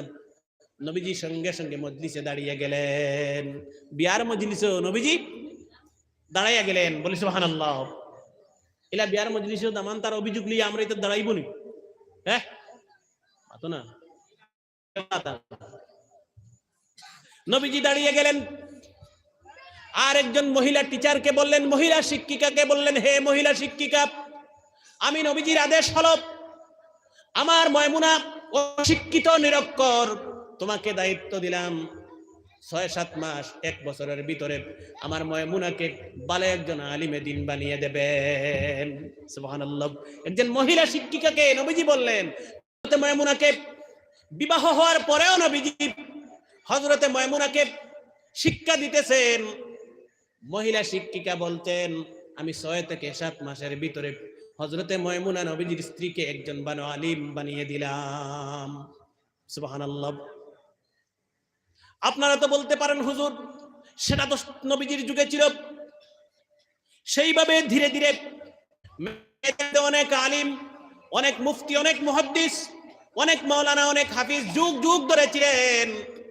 আসেন আমার ভারতে, আমার জন্মভূমি ভারতবর্ষে আসেন, নাম শুনেছেন শেখুল হিন্দ মাহমুদুল হাসান দেওবন্দি রহমাতুল্লাহ আলাইহি। আরে ভাই দারুল উলুম দেওবন্দ যে মাদ্রাসা, বিরুদ্ধে লড়াই করার জন্য সেই মাদ্রাসার স্থাপন করা হয়েছে। বলি সুবহানাল্লাহ। যদি ভারতবর্ষের উলামায়ে কেরাম, ভারতবর্ষের মুসলমান যদি ভারত থেকে ব্রিটিশ তাড়ানোর আন্দোলনের সহযোগিতা না করতেন, আজও আমরা হয়তো পরাধীন থাকতাম। মুসলমানের এত অবদান ভারতবর্ষ স্বাধীন করার পিছনে। হযরত শেখুল হিন্দ মাহমুদুল হাসান দেওবন্দি একবার দুইবার নয় 5 বার জেলের ভিতরে বন্দী ছিলেন। ব্রিটিশরা তাকে বন্দী করেছে জেলের ভিতরে। জেলে বসতেন আর 24টা ঘন্টা কলম দিয়ে লিখতে থাকেন। সুবহানাল্লাহ। সমস্ত বৎসর পড়াশোনা করার পর 3 ঘন্টার এক্সাম থাকে আমাদের দেশে। এই 3 ঘন্টার এক্সামে ছাত্রছাত্রীরা ঘন্টা 1.5 ঘন্টা লেখার পরে অন্যজনের দেখার জন্য আগাউগি করে, উকাউকি করে, পার্দা বাইর করার চেষ্টা করে। তার মানে তারা জ্ঞানের পরে দিয়ে এতটুকুন। কিন্তু এত বড় জ্ঞানের অধিকারী ছিলেন মাহমুদুল হাসান দেওবন্দি। 24টা ঘন্টা 2 ঘন্টা শুধু ঘুমাতেন জেলের ভিতরে, আর নামাজের সময় ব্যতীত শুধুমাত্র লিখতে থাকতেন। সুবহানাল্লাহ। কিতাবের মধ্যে লিখেছেন আজও বিদ্যমান দুনিয়ার মানুষ, নাম শুনেছেন আব্দুল হক মুহাদ্দিসে দেহলভী রহমাতুল্লাহ আলাইহি, নাম শুনেছেন। এত আধুনিক উন্নতর চরম পর্যায়ে পৃথিবী পৌঁছে গেছে।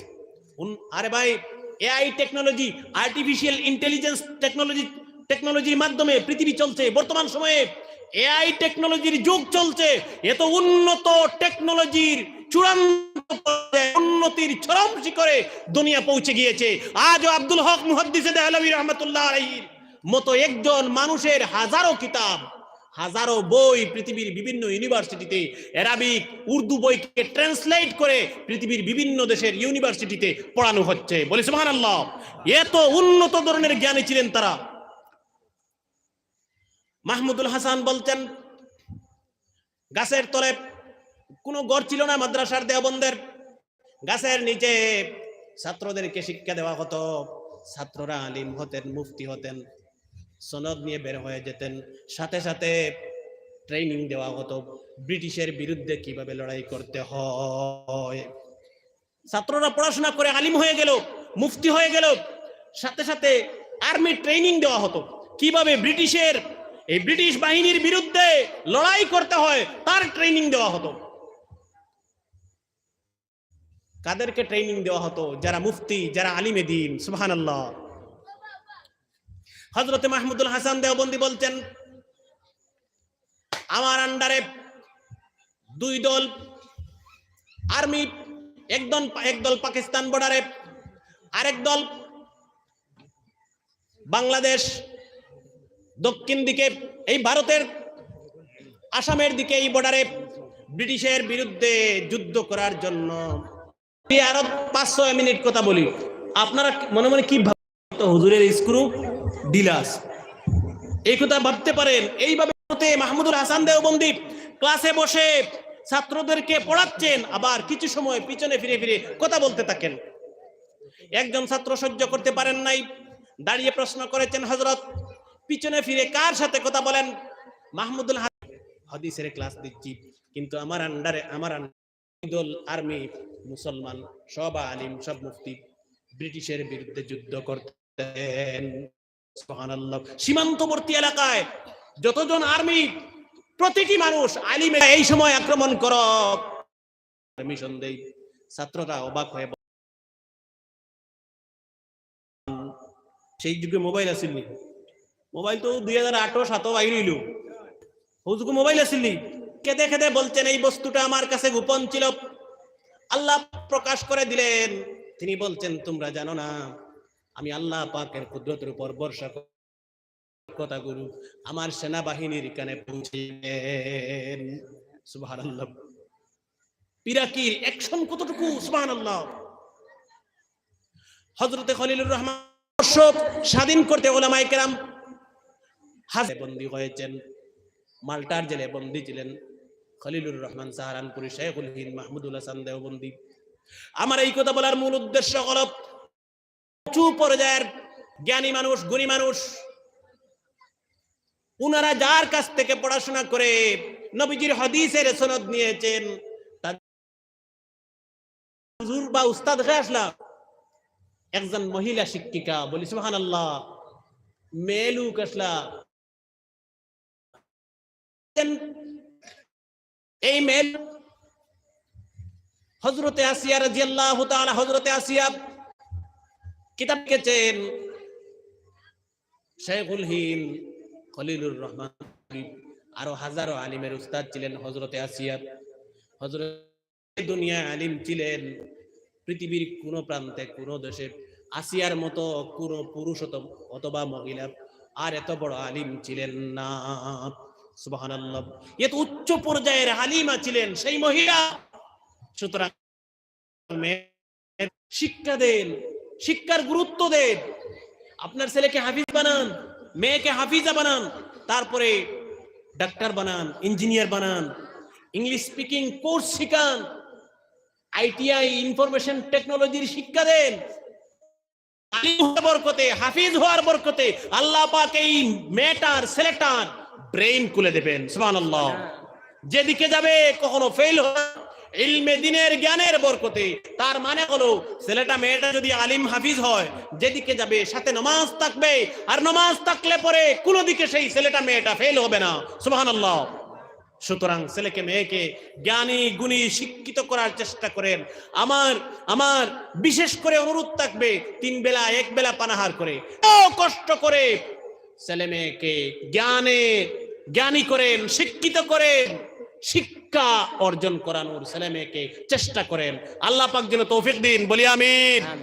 আরো জোরে বলি আমিন।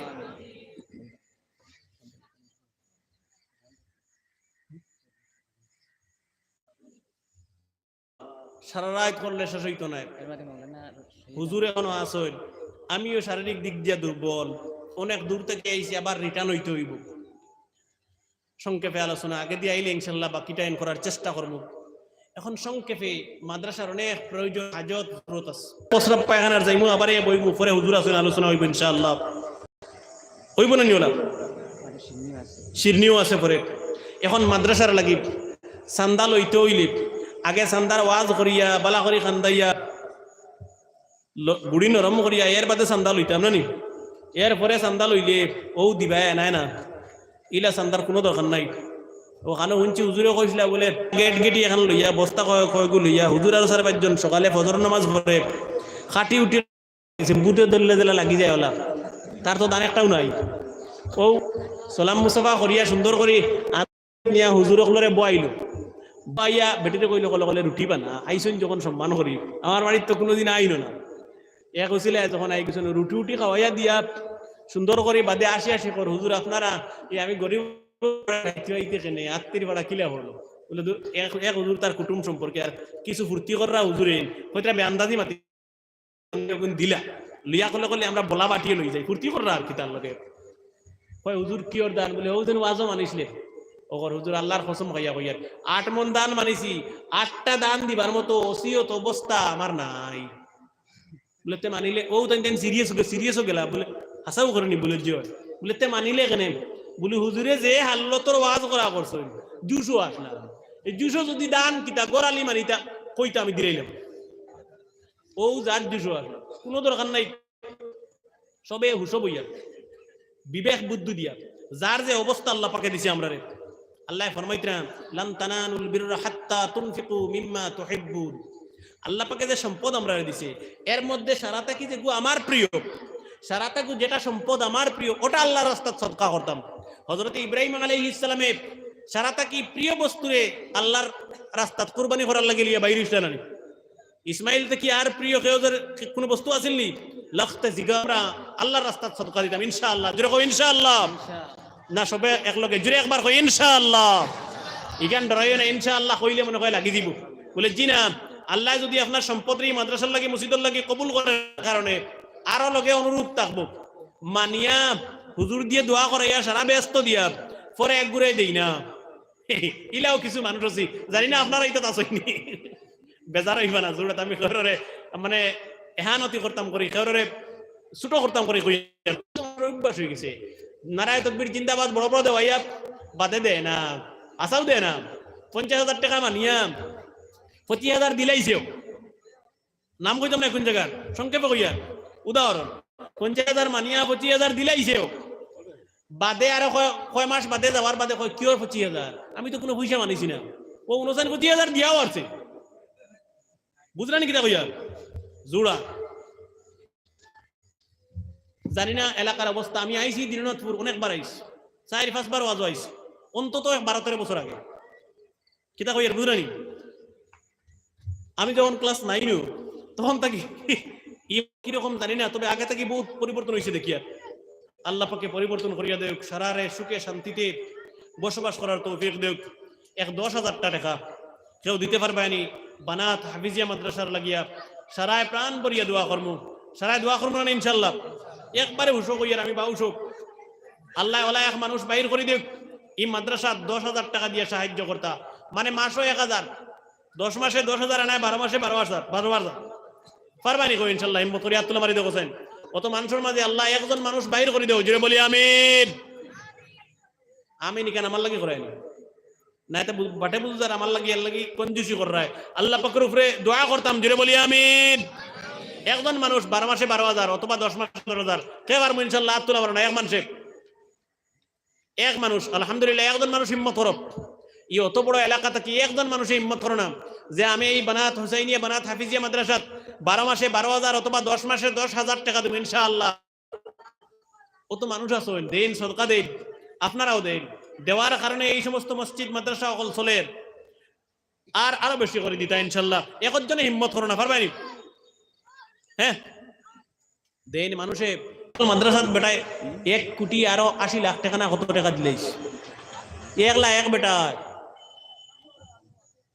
টাকা দিয়ে কিতা করতে যাইতে নি বাইনি গাইড বান্ধিয়া জমাইয়া তৈ কতগু মাটি দি গাড়িয়া ব্যাংক অ্যাকাউন্টও বাড়াই কিছু কাইস মুজি যাও কাল্লাই করুক না হায়াত বাড়াই দেখ সবর পরের দিন যাইতে খাফন ছাড়া লগে খাওয়ার কিচ্ছু চাইব নি ইদের কিতা করতাম গরিব রে দেও এতিম রে দেও মিসকিন রে দেও রাস্তা বানাও ব্রিজ বানাও স্কুল বানাও ছেলে মেয়েরে পড়াও গরিব মানুষের ছেলে মেয়েরে পড়ার খরচ দেও একজনে হিম্মত করো না পারবে 10,000 টাকা দিতে একজনে বেশ কই দিলাম নি হ্যাঁ 1,000 করে দিবে আমার চাকরিয়ার নাইনি অঞ্চল হ্যাঁ মাস্টার সাহেব বল নাইনি 2,000 করি 10 জন মানুষ আমার বেশর দরকার নাই না ইলেও তো বেশ কম হইল বুঝলেন মাসও 500 টাকা করি 12 মাস দিবা 5-12 6,000 টাকা হইব মাসও 500 করি 1 বছর দিবা আগামী ওয়াজ পর্যন্ত মাসও 500 করে দিবা একজন মানুষে হাত তুলো চাইন দিকে তুলবে মাসও 500 করি ব্যবসা করো আল্লাহ পাকে বরকত দিব তুমি রুজি রোজগার করো আল্লাহ পাকে বরকত দিব চাকরি করডায় আল্লাহ পাকে বরকত দিব আল্লাহর বরকত ছাড়া ডেইলি 10,000 টাকা ইনকাম করিও তোমার টাকায় ধরা দিত না যদি আল্লাহ পাকের বরকত না থাকে একজন মানুষে হিম্মত করো যে 5,000 করি 500 করি মাসও দিবে এক বছরে 6,000 হইব একলগে দিলে পারবে পারো না মাসও 500 করে দিব ইনশাআল্লাহ এলা কোনো যুবক ভাই এখন নাইনি ব্যবসা বাণিজ্য করিয়ার আল্লাহ পাকে বরকত দিব একজন যুবকে হিম্মত করো না বা যুবক ভাই একলা চাইলে পারবো ইনশাল্লাহ জানি না মুরব্বী একলার অবস্থা কিতাব একজন যুবকে হিম্মত করো না যে আমি 500 টাকা করি মাসও 1 বছর দিব ইনশাল্লাহ ইলা এমন এক যুবক নাইনি যুবক ভাই হিম্মত করো দেখি সাহস লাগবো নেকির কাম তো হিম্মত লাগে লা ইলাহা ইল্লাল্লাহ লা ইলাহা ইল্লাল্লাহ লা ইলাহা ইল্লাল্লাহ 1000 করিয়া আমি আর বাদ দিলেইস 1000 করিয়া সবে দিতাম ইনশাআল্লাহ নগদ হইলে বেশ বালা ফারইন না ফরে দিবা একবারে ও মুহূর্তে কি খেয়াও বাকি দিতাম না এক নম্বরে খেয়ে দিবা 1000 টাকা মাত্র 1000 টাকা খেয়ে দিবা ইনশাআল্লাহ এখন তুমি হিম্মত করো না বিসমিল্লাহ করো না বিসমিল্লাহ না করলে কি লইব ইলা দরিয়া লিয়া বইলে হইতো না আল্লাহ পাকে আরশে আজিম ওয়ালা মুট করে দরিয়া লিয়া বইবা সিরাজউদ্দিন সাহেব নারে তাকবীর হায় রে হায় দেবার বেলাও নাই কইবার বেলাও নাই ব্যাপারটা কিরা মাদানা খানি হইছে নানি হ্যাঁ দিনতে মনে হয় গাড়ি দিনে পড়ি নারে তাকবীর জনাব সিরাজউদ্দিন সাহেব 1 নম্বরে 1000 টাকা দোয়াইব একলগে 2 নম্বরে জলদি লিখো 1000 হইনো কেউ বার চাইতাম না একবারে 9 এর ছেলে তাকে লিয়া ও কলিমা দিতরা জানে ইনু দিতে পারবা 9 ওর 10 ওর ছাত্র ছাত্রী হলে স্কুল কলেজে পকেট মানির নামে পকেট খরচের নামে অনেক টাকা খরচ করে চাইলে তারা এগুতে কি পাছাইয়া অনেক টাকা দিতে পারবো ইনশাআল্লাহ সবে দিতাম ইনশাআল্লাহ 1000 করে 2 নম্বরে খাই দিমু আর তুলা মারো জলদি জলদি দেখো না 1000 করি সব জলদি জলদি দেখো লা ইলাহা ইল্লাল্লাহ জিকির করো রহমত বর্ষণ হইব দিল নরম হইব দিল ফাত্তরের মতো হয়ে গেছে দিল ফাত্তরের মতো হয়ে গেছে লা ইলাহা ইল্লাল্লাহ জোরে জোরে লা ইলাহা ইল্লাল্লাহ লা ইলাহা ইল্লাল্লাহ লা ইলাহা ইল্লাল্লাহ মুহাম্মাদুর রাসূলুল্লাহ 2 নম্বরে ফরমানি কও জলদি জলদি কও 1000 সব মানুষ দিতে পারবো জানি না হয়তো আমারে পছন্দ হইছে না দেরায় না আমার তো আল্লাহ পাকের ভাই সাইয়া কোরআনে কারীমের খিদমত হইতো কোরআনে কারীমের হেফাজত হইতো ও কারণে 1000 টাকা দেও না মা বাবার লাগি দোয়া হইব ইনশাআল্লাহ ছেলে মেয়েরে আল্লাহ পাকে জ্ঞানী গুণী বানাইয়া তোলার তৌফিক দিব 2 নম্বরে খাই দিমু আত তোলা মার জলদি জলদি করিয়া লা ইলাহা ইল্লাল্লাহ দিন সাদকা দিছেননি দিন সাদকা দিছেননি কিছু হইছে না নি 10 জন মানুষ বলা 1000 করি বারো না এই মানুষ যদি 10 জন মানুষ বারোই না তাহলে আপনারা চুপড়ে ইজ্জত 2 নম্বরে খাই দিবা 1000 টাকা ইনশাআল্লাহ যুবক ভাই হলে হিম্মত করো সবে দিন আলহামদুলিল্লাহ আমার ভাই আগে আরো দিছেন নূরুন আলা নূর 2 নম্বরে 1000 টাকা খাই দিবা পিছনে মাঝে ডাইনে বাবু সব ভাই আল্লাহ পাকে খেয়াল করো বরবা দেও লা ইলাহা ইল্লাল্লাহ 500 টাকা করি তেরো মাত্র 500 টাকা করি আলহামদুলিল্লাহ ভাই নাম কি দাও আব্দুল আজিম নারে তাকবীর জনাব আব্দুল আজিম সাহেব 1 নম্বরে 500 টাকা 2 নম্বরে 500 টাকা দেও না 500 মাত্র 500 আপনার নাম হুজুর নাম উঠিও না দোয়া হইতো রাজু ভাই নারে তাকবীর জনাব রাজু ভাই 2 নম্বরে 500 টাকা নারে তাকবীর জনাব রাজু ভাই 2 নম্বরে 500 টাকা লা ইলাহা ইল্লাল্লাহ লা ইলাহা ইল্লাল্লাহ অন্য দিন কইছিল নগদ দিলেই শুন নি ও এই নগদ দিলেই কইছিল যাই ফাহিম আহমদ সাহেব নারে তাকবীর জনাব ফাহিম আহমদ সাহেব নগদ 500 টাকা যেরকম নারে তাকবীর ই আল্লাহু আকবার কো খালি হরুতাল লাগি না ইগো কইলে সওয়াব আছে আল্লাহু আকবার যেগো কইলে সওয়াব আছে কিছু মানুষে কইতে শরম শরম করে না নি ইগো শরম শরম নাই ইগো আল্লাহু আকবার সবে সওয়াব পাইব ইনশাআল্লাহ হরিও কইতাম বড়ও কইতাম এরপরে 500 টাকা খাই দিম ইনশাআল্লাহ আর তোলা মারা 500 সবে দিতে পারবো তাই দিলাইছেন আর নাম কি তানোর আব্দুল আজিম সাহেব 500 টাকা নগদ দিলাইছেন ইনশাআল্লাহ ওবাও থেকে 500 করে দিবা কইলে জলদি জলদি লা ইলাহা ইল্লাল্লাহ জিকির করো আর 500 আর নাম দেখাও যদি পারো না পরে নাম দেখাও নারে তাকবীর আবুল হোসেন বেঙ্গালুরু থেকে তাই 500 টাকা দিবা নারে তাকবীর আবুল হোসেন সাহেব 500 টাকা আলী হোসেন সাহেব 500 টাকা। নারে তাকবীর, নারে তাকবীর। জনাব সেলিমউদ্দিন সাহেব 500 টাকা। জনাব সেলিমউদ্দিন সাহেব নগদ 500 টাকা। নারে তাকবীর। জনাব জমিরউদ্দিন সাহেব 500 টাকা। নারে তাকবীর। জনাব নজমুল হোসেন সাহেব 500 টাকা। নারে তাকবীর। মজলিস থেকে হইল না, অন্ত কি হয়ে গেছে বেশ। মজলিস থেকে এখন আর 500 টাকা দিবা ইনশাআল্লাহ। ছেলে ভাই মাদ্রাসাত পড়ে, বইনি মাদ্রাসাত পড়ে। আরে ভাই, আপনার একটা ভাই যদি আলিম হয়ে যায় কিয়ামতের দিনে ও বাইরের কারণে জান্নাতের অধিকারী হইবাই। এর লাগি বাইর বাইয়ে ফড়িতো ফড়া বাইতো, আল্লাহ আলিম বানাইতো, বোনরে হাফিজ বানাইতো। 500 টাকা দেও না। নারে তাকবীর। জনাব ফয়াজউদ্দিন সাহেব নগদ 500 টাকা। জনাব ফয়াজউদ্দিন সাহেব নগদ 500 টাকা। পিছন থেকে একবারে আইছে না, একজনে হাত তুলে মারো বানায় দেও নগদ। শহীবুর রহমান সাহেব, নারে তাকবীর। জনাব শহীবুর রহমান সাহেব নগদ 500 টাকা। জনাব শহীবুর রহমান সাহেব নগদ 500 টাকা। আমার হিউ হুজুর গান মাদ্রাসা বা লোকাল তোমার কেউ ডাক দাও না, দেখো যুবক কেউ ডাক দাও না, লোকাল তুমি জানা শোনার মধ্যে এখন ডাক দাও। ও তা লাগি ও পিছনে দুইজন যাও। ও ভাই থাকি গামছা খান তোরা হাটাইয়া যাও রে বাপ। 10 টাকা 5 টাকা 20 টাকা জাইন যেত পারো এই গামছাত সাহায্য করিও। ও তারা জরিয়া করি আল্লাহ পাকে কিয়ামতের দিন বেহেশতের ফয়সালা করব। আল্লাহ রুজি রোজগার ও হায়াত বরকত দিব। আল্লাহ সব কিছু বরকত দিব।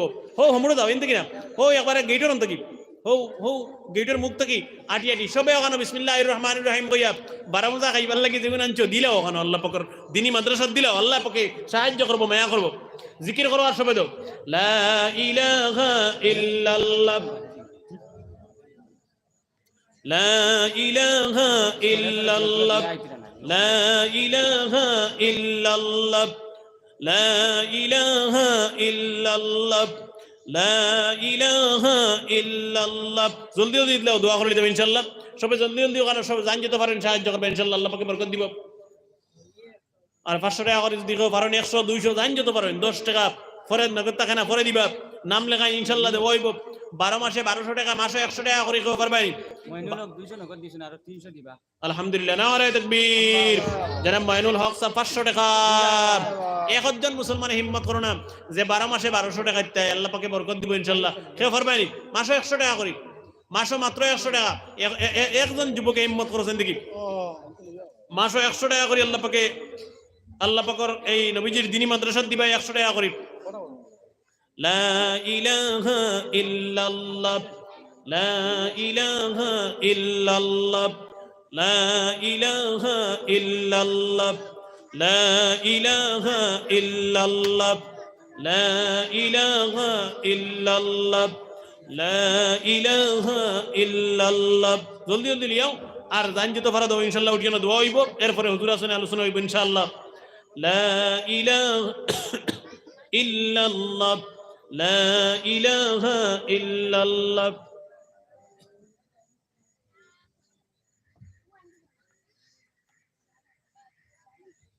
জলদি জলদি দিলেন দোয়া হইব ইনশাআল্লাহ। পরে হুজুর আসনে আলোচনা হইব, এরপরে শিরনি আছে, শিরনি খাইয়া সারায় নামাজ পড়িয়া এরপরে যাইবা। সারা রাত ওয়াজ শুনিয়া খাইল থাকি, এরপরে যদি নামাজ না পড়িয়া যায় তে সারা শেষ হয়ে যাব। নামাজ পড়িয়া যাইবা ইনশাআল্লাহ।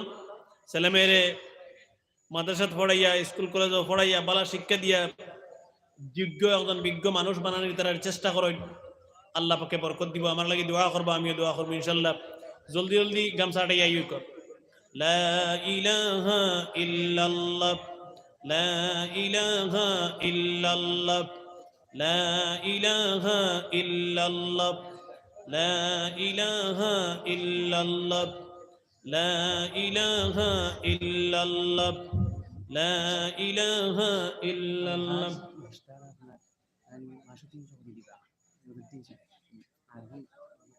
আলহামদুলিল্লাহ। আলহাজ মাস্টার নুরউদ্দিন সাহেব, আলহাজ মাস্টার নুরউদ্দিন সাহেব তাই মাসে 300 টাকা করিয়া মাদ্রাসা দিবা। জুড়ে বলি আলহামদুলিল্লাহ। আলহাজ মাস্টার নুরউদ্দিন সাহেব মাসে 300 টাকা করে মাদ্রাসা দিবা। 200 দিলাইছেন জনাব সুজামউদ্দিন সাহেব, আর 500 টাকা 200 টাকা জনাব কমরুল ইসলাম সাহেব। আল্লাহ পাকে তান্তানোর সদকারে কবুল করুক। জিরা কো আমিন।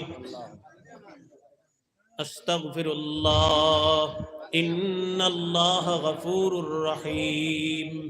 আস্তাগফিরুল্লাহ ইন্নাল্লাহা গফুরুর রহিম আস্তাগফিরুল্লাহ ইন্নাল্লাহা গফুরুর রহিম আস্তাগফিরুল্লাহাল্লাযী লা ইলাহা ইল্লা হুয়াল হাইয়ুল কাইয়্যুম ওয়া আতুবু ইলাইহি। আরেকজনে 50 টাকার জন্য আল্লাহ পাকে তার সদকা কবুল করুক। আস্তাগফিরুল্লাহাল্লাযী লা ইলাহা ইল্লা হুয়াল হাইয়ুল কাইয়্যুম ওয়া আতুবু ইলাইহি ওয়ালা হাওলা ওয়ালা কুওয়াতা ইল্লা বিল্লাহিল আলিয়্যিল আযীম। দোয়া করলে ইনশাআল্লাহ তাইতে নাই কিছু লম্বা করলাম নাই। আল্লাহুম্মা আমিন।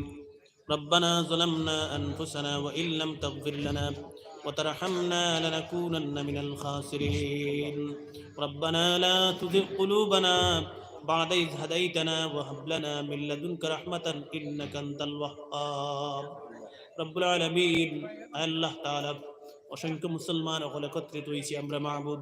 কিছু সময় নবীজির দিন সম্পর্কে আলোচনা করছি, কোন ভুল কথা যদি হয় আমারে মাফ করিয়ে দিও, আর হক আলোচনা যেটা করছি আমার এর শুননে ওয়ালা গুলোরে আমল করার মতো তৌফিক দান ফরমাও রব্বুল আলামিন।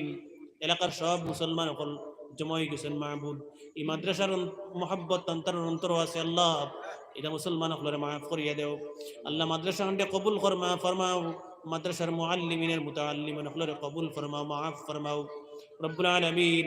যত মানুষ হলে সাহায্য করেন টাকা পয়সা দিয়া, আয় আল্লাহ তাআলা শ্রম দিয়া কথাবার্তা দিয়া এটা মানুষ সকলরে তুমি মাফ করিয়া মা বাপরে মাফ করিয়া দেও, আমরা সারার মা বাপরে মাফ করিয়া দেও আল্লাহ। অনেকের মা নাই বাবা নাই মাহবুদ, কবরের বাসিন্দা আল্লাহ, কবরবাসী মা আর বাবার কবরটা তুমি জান্নাতের টুকরা বানাইয়া দেও। রব্বির হামহুমা কামা রাব্বায়ানি সগীরা আনতা ওয়ালিয়্যুনা ফিদ দুনিয়া ওয়াল আখিরা তাওয়াফফানা মুসলিমিন ওয়া আলহিকনা বিস সালিহিন ওয়া সাল্লাল্লাহু আলা খাইরি খালকিহি মুহাম্মাদিন ওয়া আলিহি ওয়া আসহাবিহি আজমাইন আমিন বিরহমাতিকা।